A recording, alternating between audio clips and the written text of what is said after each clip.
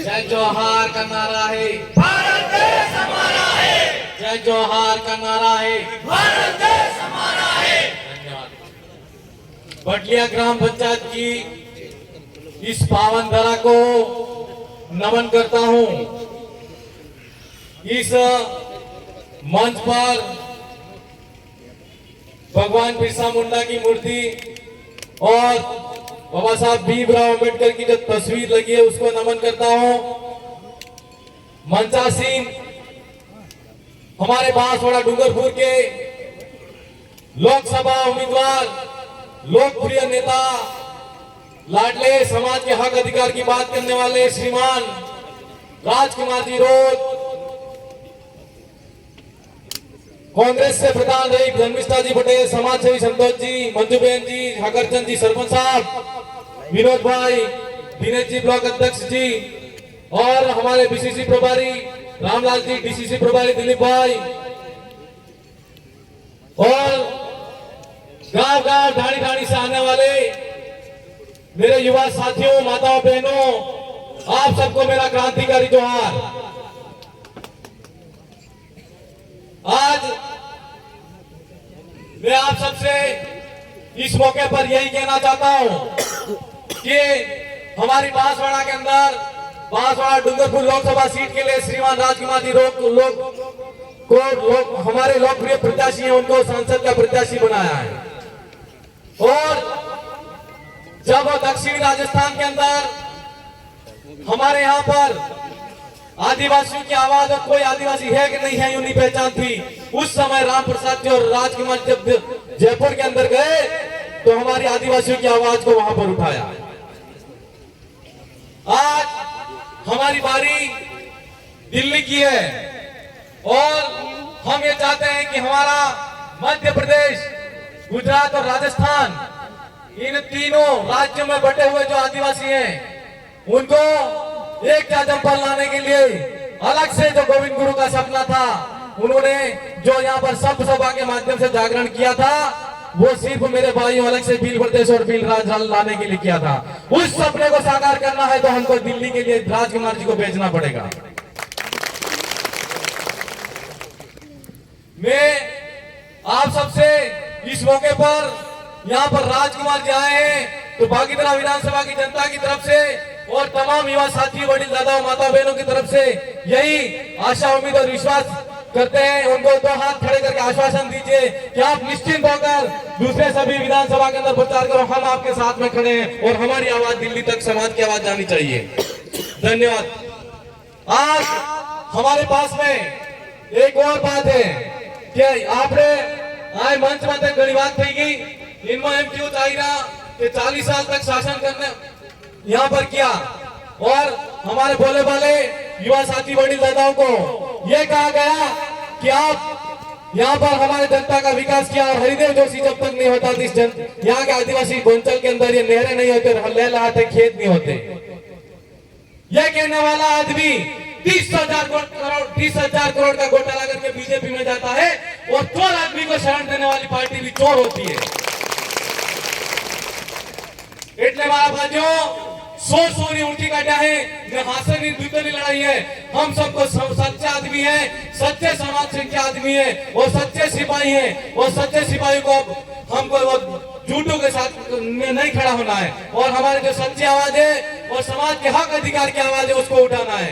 आज इस मौके पर यह कहना चाहते हैं आपसे कि हमारा जो लड़ाई है वो गोविंद गुरु का सपना, मामा बालेश्वर जी का सपना, उस सपने को साकार करने की लड़ाई है।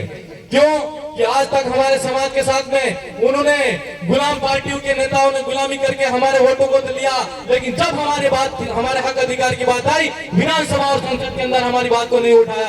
अब पुरजोर तरीके से हम सब लोगों को बता देना है, और हमारी जो आवाज है वो जयपुर और लोकसभा के अंदर हमारी संसद में जो आवाज उठनी चाहिए, और भील प्रदेश का जो नारा है वो बुलंद होना चाहिए। ऐसा आप विश्वास दिलाओ। मेरे युवा साथियों, आप सबको बहुत बड़ी खुशी की बात है कि आज हम सब ने, हो सकता है समय अभाव है, जब हमारे राजस्थान के अंदर विधानसभा चुनाव हो रहा था तो हम अब तक नहीं पहुंच पाए, और कयाक भाई तक हम ही नहीं पहुंच पाए। सही से क्या हमारी बात नहीं, हम जी नहीं सचा, इन्हें कारण से कि हमारे बीच में गुमराह लोगों ने गुमराह करके हम लोगों से वोट बटोरा। अब उसको कुदरत ने फिर से मौका दिया है और हमने गोविंद गुरु महाराज और मां बालेश्वर की आवाज को, सच्चाई की आवाज को खड़ा किया और हमारे हक अधिकार की बात को खड़ा किया, तो कुदरत ने फिर से एक मौका दिया और ईडी के डर से बीजेपी में जाना पड़ा और विधानसभा के अंदर फिर से उपचुनाव हो रहे। ये आपकी और मेरी कोई ताकत नहीं है, ये कुदरत चाहती है कि सच्ची आवाज खड़ी हो रही है, उस आवाज को आप दबा नहीं सकते, इसलिए यहाँ से फिर से चुनाव होना चाहिए। तो इस बार जो हमारे उपचुनाव हो रहे, पहले जो भूल की थी, इस बार जो भूल में गए हैं, उनको भूल जो पहले हुई है उसको सुधार के सबक सिखा देना है और उनकी जमानत जब्त हो जानी चाहिए। मेरे भाई,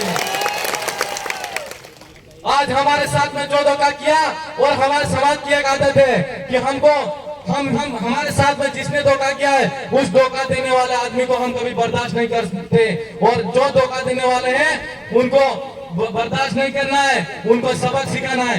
आज इस दादम पर बैठे हुए युवा साथी हैं, वडील दादा है, माता बहन है, आज यहाँ से संकल्प लेके जाइए और 2 हाथ खड़े करके आश्वासन दीजिए कि यहाँ पर दादम पर मौजूद अगर एक आदमी, खाली 5 आदमियों को मिला तो 5 आदमी हमारे 50 आदमियों को वोट में कन्वर्ट करेंगे और हमारी यहाँ से बागेंद्रा विधानसभा सीट है वो तो लीड में जानी चाहिए, लेकिन भारत देश के अंदर आदिवासी अंचल के अंदर यह आवाज है जो हमारा आदिवासी की आवाज है वो जानी चाहिए।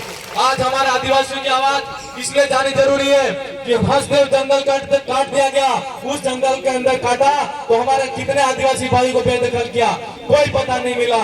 मणिपुर के अंदर हमारी जो बहनें हैं उनको मार दिया गया और रोड पे नंगा घुमाया गया, तो मोदी सरकार और मीडिया की आवाज वहां तक नहीं गई और ना ही वहां विधान संसद के अंदर हमारे आदिवासियों की बात गई। हम ये पूछना चाहते हैं कि आदिवासी आदमी अगर नंगा घूमता है, उसकी औरत अगर बहन बेटी रोड पर नंगी घुमाकर उनको गोली मार दी जाती है, क्यों नहीं पूछते आप, क्यों नहीं बोलते आप? ये हमारा सवाल है आपसे और उसका जवाब देने के लिए हमारे लोकसभा के अंदर राजकुमार जी को वहां पर भेजना है, ये हम आपसे कहना चाहते हैं।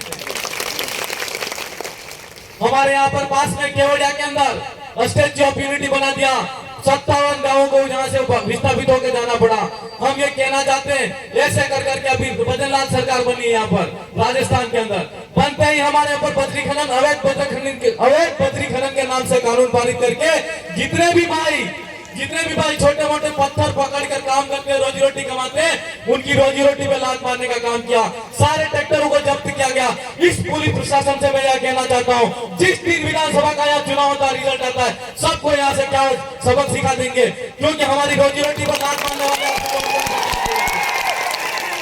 हमारे सरपंच साहब कह रहे थे कि एक बहन बेटी को हमारे यहाँ पर जो बेटी है उसको किसी भाई ने मारा और उस बेटी का आज तक कोई कार्रवाई नहीं हुई और 4 लड़के जो सामाजिक कार्यकर्ता है उनको बिना गुने से अंदर डाला है। प्रशासन से यहाँ तक आवाज जानी चाहिए कि आपका टाइम बहुत कम है, क्यों कि आप जो गलत कर रहे हो, किसी के इशारे पे काम कर रहे हो, वो यहाँ पर नहीं होगा।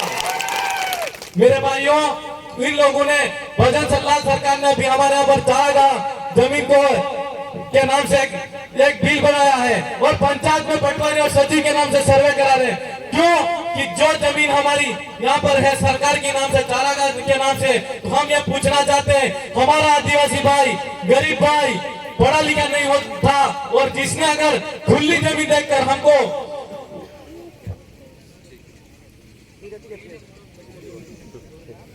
खुली जमीन है और उस पर घर पर आवास बनाकर हमारा परिवार और रोजी रोटी कमा रहा है, उस भाई के लिए कानून बनाया कि चारागाह जमीन पर वहां पर जितना जो भी भाई रह रहा है उसको सरकार के कब्जे में लिया जाए। हम सरकार से पूछना चाहते हैं कि तुम्हारी सरकार पहले आई थी या हम यहाँ पे पहले आए थे? तुम्हारी सरकार पहले यहाँ पे आई थी या हमारे बाप दादा पहले आए थे? हमारा घर बनाया और हमको कहाँ भेजोगे?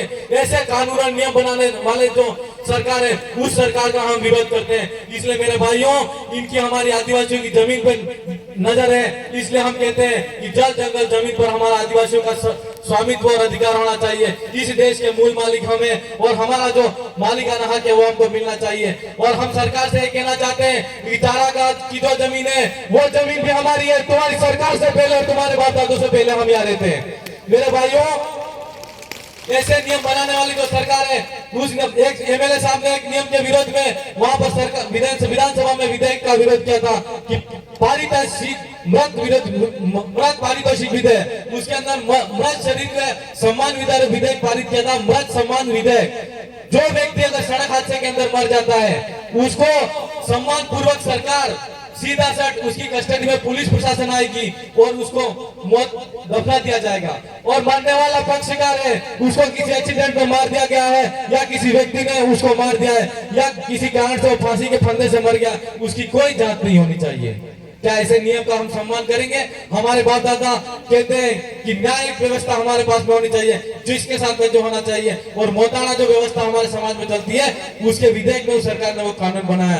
आज रोड पे चलाने वाले बड़े बड़े वाहन धारक हैं, वो आदमी हमारे आदिवासी आदमी को कुचल के मार देंगे।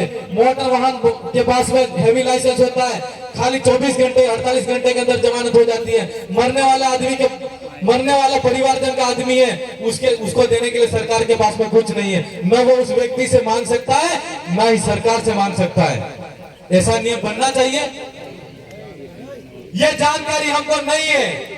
क्यों कि मेरे भाइयों, हमको जागने का वक्त है और हमको जगाने का वक्त है। आज हम जाग भी चुके हैं और दूसरों को भी जगाना है। और एक बात और कहना चाहते हैं, पहले हमने लड़ाई लड़ी थी तो हमने उपचुनाव के अंदर इनकी हवा निकाल दी थी। आज वापिस चुनाव हो रहे हैं, आज वापिस चुनाव हो रहे हैं। और ये बवंडर है, तेरे बड़े बड़े बरगद के पेड़ उखाड़ के फेंक जाएंगे यहाँ से मेरे भाई। इसलिए आप सबको एक होना है और एक होकर लड़ना है। और हमारी जो आवाज है वो निश्चित तौर पर लोकसभा में भी जाएगी। आप सब दो हाथ करके आशीर्वाद और विश्वास दो, मुझे भी दो, राजकुमार जी को भी दो कि यह सीट पर हमको जीतना है और जीतेंगे। इसे मैं ज्यादा कुछ नहीं कहते हुए राजकुमार जी को पुनः यहाँ पर आगरा विधानसभा की जनता की तरफ से हार्दिक स्वागत, अभिनंदन, जोहार, लाख लाख जोहार करता हूँ। और मंचासीन तमाम हमारे वरिष्ठ दादा है, वडाऊ दादा है, ने हार्दिक स्वागत, अभिनंदन, जोहार। इन्हीं शब्दों के साथ में मेरी वाणी को विराम देता हूँ। आप सबकी जय, जय जोहार, जय आदिवासी, जय संविधान, जय भारत।